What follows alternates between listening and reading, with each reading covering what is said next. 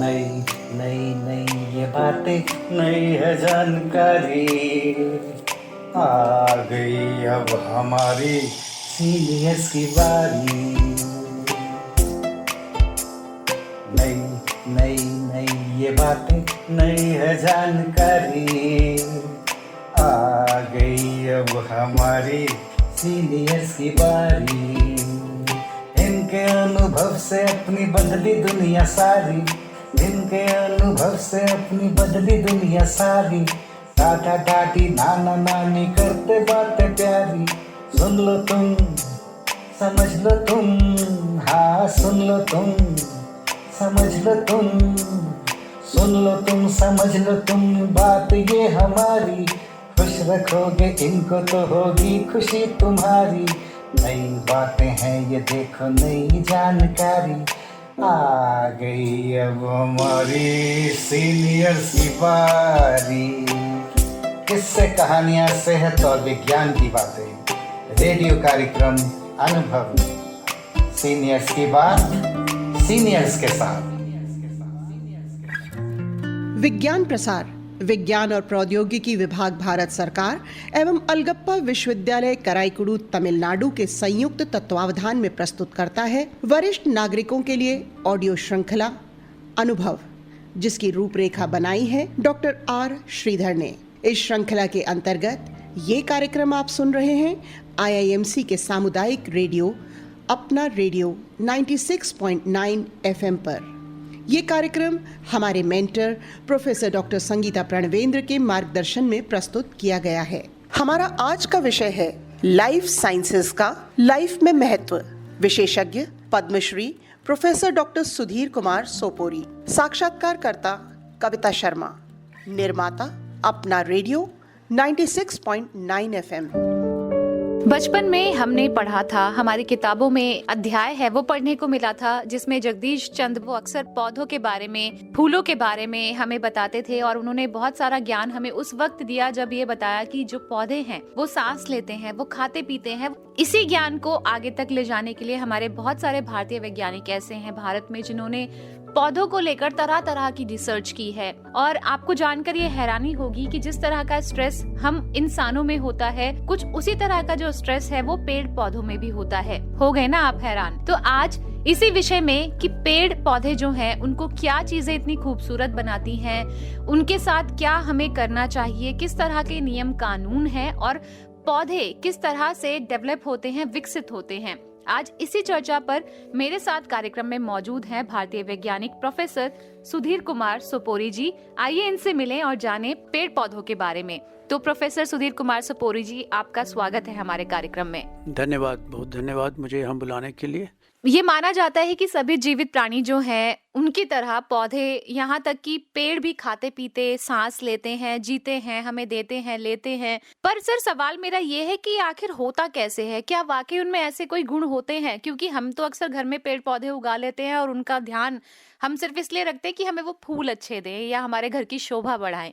पेड़ पौधों का महत्व बहुत ज़्यादा है, क्योंकि अगर पेड़ पौधे ना हों तो इस धरती पे कोई भी और प्राणी शायद ना रह पाएगा। क्योंकि पेड़ों में जो ग्रीन कलर होता है ना, उसको क्लोरोफिल कहते हैं, और उसमें इतनी शक्ति होती है कि जो सूरज की ऊर्जा है उसको ले लेता है। उस ऊर्जा से और जो पानी उसको धरती से मिलता है उसको मिला के, कार्बन डाइऑक्साइड एटमॉस्फेयर से आती है, उसको मिला के ही वो कार्बोहाइड्रेट्स या शुगर या जो भी मेटाबॉलिज्म होता है प्लांट्स में बनाते हैं। और यही जो प्लांट्स हैं वो बेसिक लाइफ का सिस्टम है, क्योंकि प्लांट कोई एनिमल्स खाते हैं और एनिमल्स को फिर एनिमल्स खाते हैं। तो सारी ऊर्जा जो है वो सूरज की जो हमें मिलती है वो पौधों के ही ज़रिए मिलती है, क्योंकि उनके अंदर एक मेटाबॉलिज्म ऐसा बना रखा है ईश्वर ने, जिसकी वजह से हमें सब कुछ विटामिन्स, मिनरल्स जो भी हैं, खाना पौधा सब उनके थ्रू मिलता है। तो पौधों का बहुत महत्व है और ऑक्सीजन भी फिर हमें मिलती है और पौधों के थ्रू ही। तो पौधे जो है वो जीवन है इस धरती का। तो पौधा मुझे लगता है पहले हुआ होगा, बाद में बाकी सृष्टि रची गई होगी, कह नहीं सकता हूँ। हालांकि इवोल्यूशन में दोनों चीज़ें कहते हैं साथ साथ हुई हैं, लेकिन बिना पौधों के पृथ्वी पे बाकी जीवन का रहना बिल्कुल असंभव है। प्रोफेसर सुधीर जी, हम इंसानों के अंदर बहुत सारी जो सोच है, हमारा माइंड जो है अलग अलग तरह की चीजों से आकर्षित होता है और हमें उसके बारे में जानने और समझने के लिए प्रेरित करता है। सर, आप इस विषय में बहुत समय से काम कर रहे हैं और इतने सीनियर वैज्ञानिक हैं आप इंडिया के, जिन्होंने हमें तरह तरह की चीजों के बारे में अवगत कराया है पेड़ पौधों को लेकर। आपको इस दिशा में आने की प्रेरणा कैसे मिली? आपको कैसे लगा कि आपको पेड़ पौधों से बात करनी है, उनके बारे में जानना है? बचपन से तो नहीं सोचा था, लेकिन जब मैं बीएससी करा था तो वहाँ पे बीएससी ऑनर्स बॉटनी श्रीनगर से मैंने किया है, श्री प्रताप कॉलेज से। तो वहाँ बीएससी ऑनर्स बॉटनी में एक अलग कोर्स निकला था, तो उसको मैंने कोर्स किया था साथ के साथ बीएससी के साथ। तो वहाँ से कहीं मुझे पौधों के थोड़ा सा लगाव तो हो गया था, और उसके बाद फिर मास्टर्स बॉटनी में किया। और जब मैं पीएचडी करने दिल्ली यूनिवर्सिटी आया, प्रोफेसर सतीश महेश्वरी के साथ था, बहुत बड़े वैज्ञानिक थे अपने ज़माने के। तो उनके साथ जो मेरी गुफ्तगू रहती थी, तो उन्होंने भी काफ़ी मुझे सहायता की कि इस दिशा में आपको काम करना चाहिए। तो उनके साथ मैंने पीएचडी की, और उसके बाद तब से फिर पौधों के साथ ही जुड़े हुए हैं। इंसानों के साथ तो रहते ही हैं, बट पौधों से ज़्यादा लगाव है कि उन पे रिसर्च करके ही अपनी जीवनी हमारी चलती है।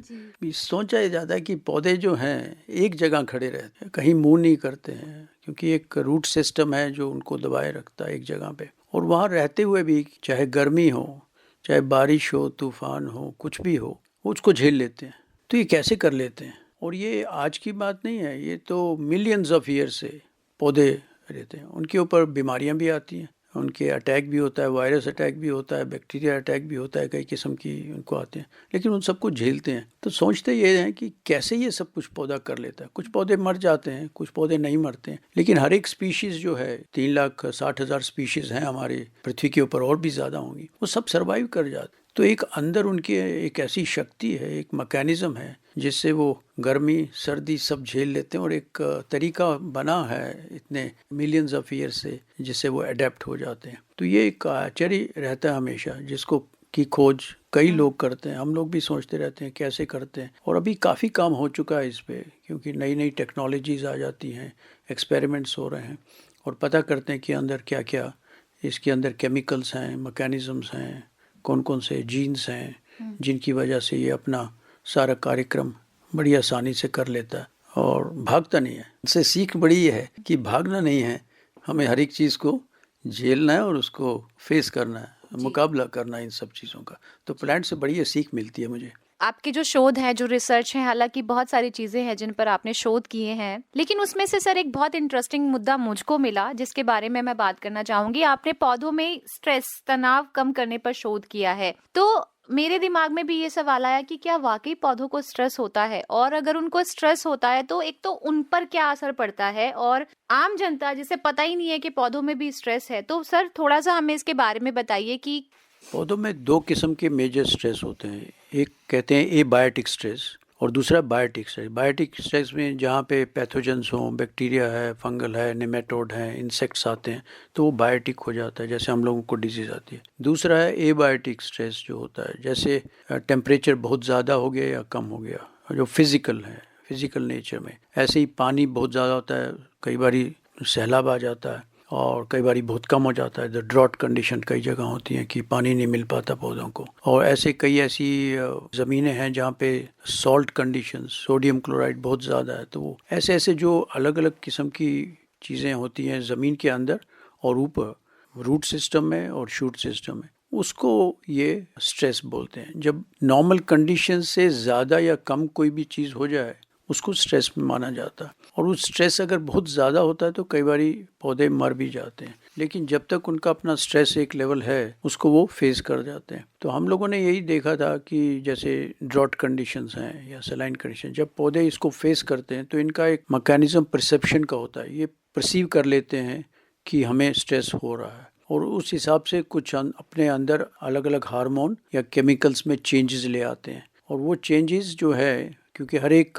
जीव में जीन्स होते हैं, जीन्स जो हमें डिसाइड करते हैं कि हमारा प्रोटीन क्या बनेगा, हमारा फंक्शन क्या होगा, मैकेनिज्म्स क्या होगा। तो इस पे काफ़ी शोध हो चुका है। तो ये जो हार्मोन्स होते हैं, केमिकल्स होते हैं, ये इन जीन्स वगैरह को एक्टिवेट करते हैं, तो नई किस्म के प्रोटीन बनने शुरू हो जाते हैं प्लांट में, और नई किस्म के मेटाबॉलिज्म हो जाते हैं। और इन मेटाबॉलिज्म नए बनते हैं या ज़्यादा बनते हैं, एक तो नए बनते हैं या उनकी मात्रा ज़्यादा हो जाती है उन चीज़ों की, उसकी वजह से उसको प्रॉब्लम आ रही होती है, उसको फेस करने में कोशिश करते हैं। तो ऐसे बहुत सारे शोध कार्य चल रहे हैं कई देशों में, और एक ही केमिकल नहीं है, प्लांट्स में तो हज़ारों केमिकल्स होते हैं जो अलग अलग काम करते रहते हैं। इस करके हार्मोन्स भी उसमें बहुत ज़्यादा होते हैं, जैसे हमारे अंदर हार्मोन्स होते हैं, उनके अंदर भी हार्मोन्स हैं, और वो कम्युनिकेट भी करते हैं। जैसे रूट में अगर स्ट्रेस हो जाता है तो फिर वो क्या शूट को कैसे पता चल जाता है, ऊपर के पार्ट को कैसे पता लगता है, वो एक कम्युनिकेशन सिस्टम हो जाता है। तो नीचे रूट से लेकर शूट में एक कम्युनिकेशन सिस्टम है, भाई हमें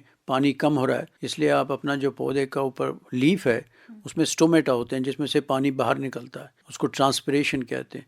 तो जो ही नीचे पानी कम हुआ था वो ऊपर स्टोमेटा बंद कर देगा ताकि मेरा पानी वेस्ट ना हो। तो इस तरीके जो कम्युनिकेशन सिस्टम्स हैं, हार्मोनल सिस्टम हैं, मेटाबॉलाइट्स हैं, केमिकल्स हैं, उनकी चेंजेस हो जाती हैं जब भी प्लांट को स्ट्रेस फील होता है, और उसकी वजह से फिर ये अपने आप को सर्वाइव करने की कोशिश करता है। लेकिन अगर बहुत ज़्यादा ही हो जाता है, जैसे हम लोगों को भी स्ट्रेस आता है तो कुछ खा लेते हैं, कभी मेडिसिन खा लेते हैं, बेसिकली केमिकल्स हैं जो हमारा भी मेटाबॉलिज्म चेंज करके डी स्ट्रेस कर देते हैं। वैसे ही इन्होंने अपना ही सिस्टम है, ये डॉक्टर के पास नहीं जाते, ये अपने ही खुद डॉक्टर हैं, तो इनको मालूम है हम किस वक्त कौन सी चीज़ का हमें यूज़ करना है और उसको कैसे यूज़ किया जाएगा। तो सर क्या ये आपस में तो ये ऊपर से नीचे बात करते हैं, पर क्या सर कोई मानव जो इस पे शोध कर रहा है क्या इनकी भाषा को समझता है? आप समझ पाते हैं भाषा को? तो ऐसी भाषा नहीं, भाषा केमिकल भाषा है, केमिकल होता है, केमिकल जो उसको मेजर कर लेते हैं। तो जैसे अभी दिखाया गया कि इनमें कुछ वोलेटाइल कंपाउंड्स भी होते हैं, जैसे आप ये स्मेल लेते हैं ना, तो वैसे ही वोलेटाइल उनको कहा जाता है, जो हवा में उड़ जाते हैं। तो जब अभी किसी प्लांट पे किसी इंसेक्ट ने अटैक किया तो वो क्या करता है, वो किसी किस्म के एक नए किस्म के वोलेटाइल कंपाउंड्स जो हवा में चले जाते हैं, अपनी जैसे इत्र लेते हैं ना, तो इस टाइप के उनको भी स्मेलिंग सिस्टम है, तो वो चले जाते हैं दूसरे पौधे के ऊपर, वो स्मेल कर लेता है, उसको बता देता है ये कि मुझे अब इंसेक्ट ने अटैक किया, तुम अपने आप को बचाओ। या ऐसा भी करते हैं कि ये दूसरा एक इंसेक्ट को भी स्मेल भेज देते हैं, तो वो इंसेक्ट दूर से आके जो जिस इंसेक्ट ने इस पे अटैक किया था उसको खा जाएगा। तो वो कम्युनिकेशन इनका प्लांट टू प्लांट भी रहता है, वो प्लांट टू इंसेक्ट रहता है, प्लांट टू अदर सिस्टम्स। तो वो ये वोलेटाइल कंपाउंड्स जो हैं जो हवा में चले जाते हैं उससे होता है। वैसे ही कम्युनिकेशन इनका केमिकल्स के थ्रू होता है, जैसे रूट्स के थ्रू, एक रूट से दूसरे रूट में केमिकल्स का कम्युनिकेशन। तो इनकी जो बातचीत है वो केमिकल्स के थ्रू है, वही लैंग्वेज ऑफ प्लांट्स है।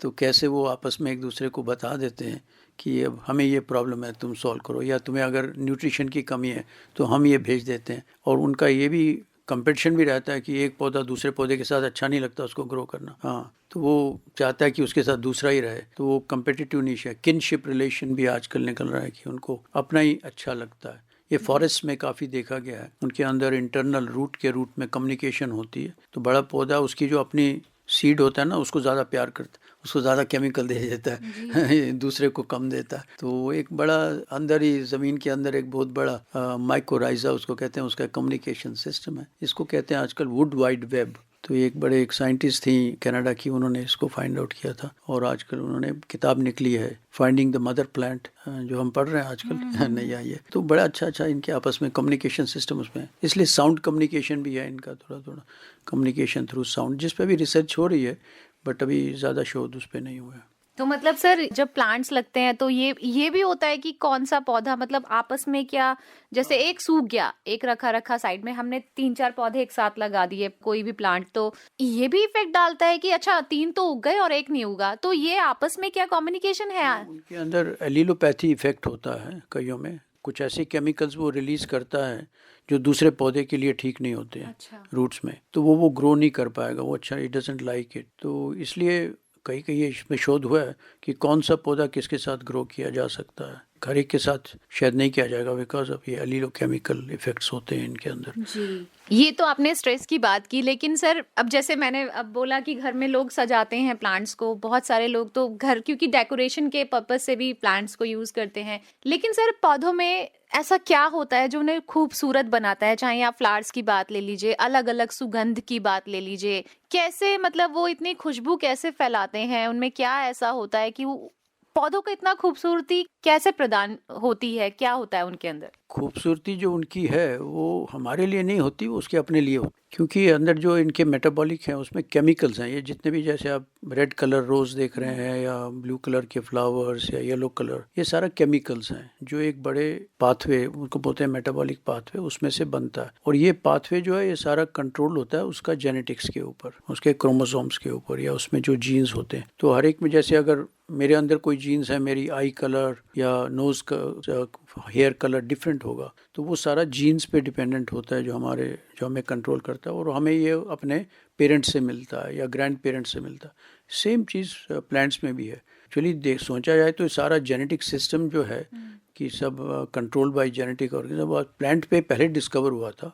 मेंडल थे जिन्होंने सारा जेनेटिक सिस्टम डिस्कवर किया था पी प्लांट पे, कि टॉलनेस और शॉर्टनेस जो है ये सब कंट्रोल्ड जीन्स के थ्रू होता है। कौन कितना लंबा होगा, कितना छोटा होगा। ऐसे ही ट्रीज कोई कितना बड़ा होता है, छोटा होता है, या क्या कलर आता है उसमें, कितनी बड़ी रूट बनेगा, लीफ की शेप आप देख लीजिए, हजारों किस्म की शेप्स होती हैं। ये सारी शेप्स वगैरह जो है जीन के बेसिस पे डिपेंड करता है, जो उनको अपने पेरेंट से, तो पेरेंट का वो चलता रहता है कि जो रोज़ प्लांट है उसका जो सीडलिंग होगा वो भी रोज़ प्लांट ही वैसे ही रहेगा। तो ये सारा जो सिस्टम है, जैसे हमारा है ह्यूमन में या एनिमल्स में, एग्जैक्टली सेम सिस्टम वहाँ भी फॉलो करता है। और ये कलर्स वगैरह जो मैं बता रहा हूँ ये अपने लिए, हमारे लिए नहीं है, ये अट्रैक्ट करते हैं इंसेक्ट्स को ताकि उनका पॉलिनेशन हो सके और उनका सीड बन सके। क्योंकि इनमें मेल और फीमेल फ्लावर होते हैं, उसमें पोलन जो होता है मेल में वो फीमेल में जाना है, और उसको कैरी करता है ये कई इंसेक्ट्स करते हैं, बटरफ्लाइज हैं, कुछ करते हैं। तो वो जो अट्रैक्ट करने के लिए उनको, कि ताकि ये काम वो मेरा करें, क्योंकि खुद तो जा नहीं सकते, ये उनकी तो मूवमेंट नहीं है, तो इन्हीं से ही काम करवाते हैं। तो उनको अट्रैक्ट करते हैं, फिर उनसे ये काम करवाते हैं।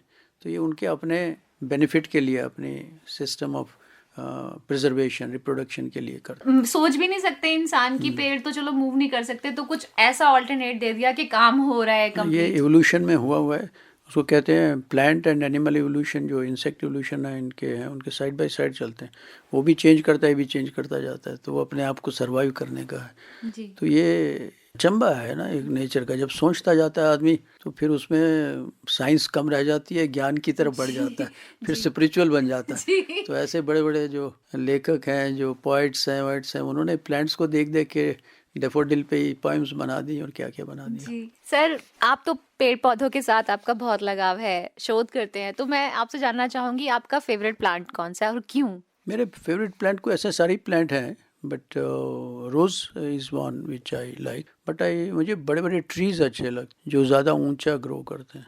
तो मुझे लगता है कहीं सोच है उसमें कि ऊंचा उड़ना पड़ेगा इंसान को। तो ट्रीज़ कैसे करते हैं अपना काम, क्योंकि उसमें एजलेसनेस आ जाती है। एक मेरी एक किताब अभी निकली है, सेंसरी बायोलॉजी ऑफ प्लांट्स, कैसे सेंसेस होती हैं। उसमें एक चैप्टर ये था कि जो प्लांट हज़ारों साल तक रह जाते हैं ना, कई 600 साल 700 साल के बड़े बड़े पौधे कैसे रहते हैं, वो उसमें शोध करने का वो रहता है कि वो मरते क्यों नहीं है। तो एक ऊंचाई पे जाते हैं और मौत को शायद विजय प्राप्त करते हैं, ऐसा नहीं है, बाद में तो होता है, बट इतनी देर तक रहना, जैसे हमारे ऋषि मुनि रहते थे, हज़ारों साल तक रहते थे। तो वो पौधों से मुझे, ट्रीज से वो ज्ञान मिलता है। हर साल अपने पत्ते उतार देते हैं, कोई इनके ऊपर वो नहीं है, फिर वापस आ जाता है, उसमें कलियां खिलती हैं, फिर बढ़ते हैं और फिर फ्रूट्स देते हैं, पौधे बड़े हुए। पौधों से ये ज्ञान है कि दूसरे के लिए, तो फ्रूट्स अपने लिए भी है उनका, क्योंकि उनको सीड चाहिए, लेकिन उसकी वजह से, जैसे मैंने कहा, पौधे नहीं होते तो शायद कोई भी जीव जंतु इस विश्व में नहीं रह पाता। सर, इंडियन प्लांट्स में कौन सा ऐसा प्लांट है जो सबसे ज्यादा जीवित रहता है, कुछ बताना चाहेंगे आप? ट्री स्पीशीज हैं, हिमालयस में हैं जो ट्री स्पीशीज हैं, उनमें रहते हैं। अभी स्पेसिफिकली एक नाम तो नहीं, कई होंगे जो काफ़ी देर तक रहते हैं। अमेरिका में है सिकोया वगैरह जो हैं, जो बड़े बड़े ट्री, जाइंट ट्री जिनको कहते हैं, जो शतकों तक खड़े हैं अपनी अपनी जगह पे। चिनार है, जैसे इंडिया में हमारे श्रीनगर में होता था चिनार, वो 800-900 साल से वहीं के वहीं खड़े हैं, 700-800 साल से। तो बड़े बड़े चिनार के पत्ते हैं, तो वो बड़ा अच्छा ट्रीज है वहाँ पे हैं लगे हुए। प्रोफेसर साहब, आपने बहुत ही सरल शब्दों में मुझे तो प्लांट की एक पूरी प्रक्रिया समझा दी और मैं उम्मीद करूंगी कि हमारे इस कार्यक्रम के माध्यम से बहुत सारे लोग अवेयर होंगे पौधों को लेकर और उनका जो प्रेम है वो थोड़ा और ज्यादा हो जाएगा। सर, आप ICGEB के वरिष्ठ वैज्ञानिक हैं, जेनेटिक इंजीनियरिंग और बायोटेक्नोलॉजी में सर फर्क क्या है, कैसे आपस में ये कनेक्टेड है, मैं आपसे जानना चाहूंगी। दोनों शब्द कनेक्टेड हैं आपस में। बायोटेक्नोलॉजी एक बड़ा एरिया है जिसमें कई अलग अलग विषय आ जाते हैं। उसमें से एक विषय जेनेटिक इंजीनियरिंग भी है। जेनेटिक इंजीनियरिंग का मतलब है, जैसे मैंने बताया कि जीन्स होती हैं, उनको हम क्या छेड़छाड़ कर सकते हैं थोड़ा, ताकि पौधों को, जैसे मैंने कहा स्ट्रेस है तो उनको हम स्ट्रेस कम कर सकें उनके जीन्स को अल्टर करके या दूसरी जीन्स उसमें डालने के बाद। तो उसी को जेनेटिक इंजीनियरिंग टेक्नोलॉजी आजकल कहा जाता है कि ट्रांसजेनिक प्लांट्स जिससे बनाए जाते हैं। तो दोनों ब्रॉडली सेम है। बायोटेक्नोलॉजी ब्रॉड एरिया है, उसके अंदर जेनेटिक इंजीनियरिंग आती है। बायोटेक्नोलॉजी में और भी कई एरियाज आ जाते हैं उसमें। सर, हमारे इस कार्यक्रम की समय सीमा यहीं पर समाप्त होने वाली है, लेकिन हम अगले कार्यक्रम में फिर से आपके साथ चर्चा करेंगे। लेकिन जाने से पहले मेरा जो आपसे सवाल रहेगा आज ये कि दोनों ही चीजें जो जेनेटिक इंजीनियरिंग और बायोटेक्नोलॉजी आपने बताई, पहला पड़ाव क्या होना चाहिए अगर किसी बच्चे को आना है इस दिशा में काम करने के लिए? तो मतलब उसके अंदर कौन सी ऐसी खूबियां पहले स्टार्टिंग में होनी चाहिए जो कि आगे चलकर वो इनको ले ले?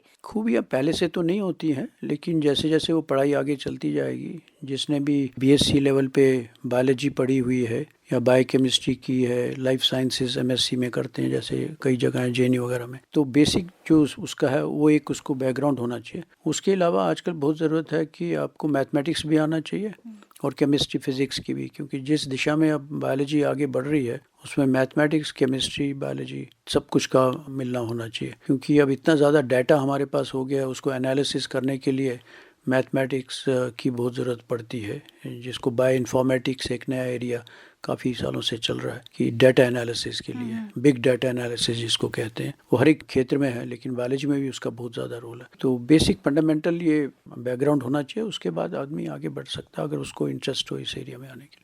तो सर मतलब साइंस साइड आपको पढ़नी बहुत ज़रूरी है इसके लिए? साइंस की ज़रूरी है, लेकिन कई लोग हैं जो बाद में भी चेंज कर लेते हैं अपनी मेहनत से, चाहे उन्होंने सोशल किया हो, कुछ करता हो, बाद में इंटरेस्ट डेवलप होता है। जैसे केमिकल इंजीनियर्स हैं काफ़ी जो मुझे मालूम है, जो बाद में बायोलॉजी में आ जाते हैं, तो इंजीनियरिंग के बाद उसमें आ जाते हैं बायोकेमिकल इंजीनियरिंग वगैरह में। तो शिफ्ट करना बहुत मुश्किल नहीं है, लेकिन फंडामेंटल्स आपके क्लियर होने चाहिए। तो प्रोफेसर सुधीर कुमार सोपोरी जी, आज के इस कार्यक्रम में सिर्फ इतना ही, लेकिन अगले कार्यक्रम में भी हमारी चर्चा जारी रहेगी आपके साथ। आपने अपना वक्त हमें दिया, हमारे साथ जुड़े, बहुत बहुत धन्यवाद sir. Thank you so much, आपका बहुत बहुत धन्यवाद। अभी आप विज्ञान प्रसार, विज्ञान और प्रौद्योगिकी विभाग, भारत सरकार एवं अलगप्पा विश्वविद्यालय कराईकुड़ू, तमिलनाडु के संयुक्त तत्वावधान में प्रस्तुत की गई वरिष्ठ नागरिकों के लिए ऑडियो श्रृंखला अनुभव सुन रहे थे, जिसकी रूपरेखा बनाई है डॉक्टर R. श्रीधर ने। इस श्रृंखला में ये कार्यक्रम आपने सुना अपना रेडियो 96.9 FM सामुदायिक रेडियो पर। ये कार्यक्रम हमारे mentor professor doctor Sangeeta Pranvendra के मार्गदर्शन में प्रस्तुत किया गया।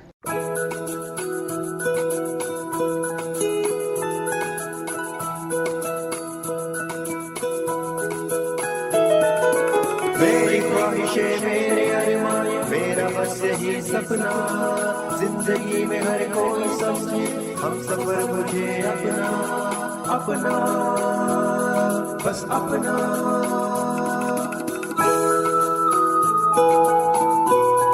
अपना रेडियो 96.9 FM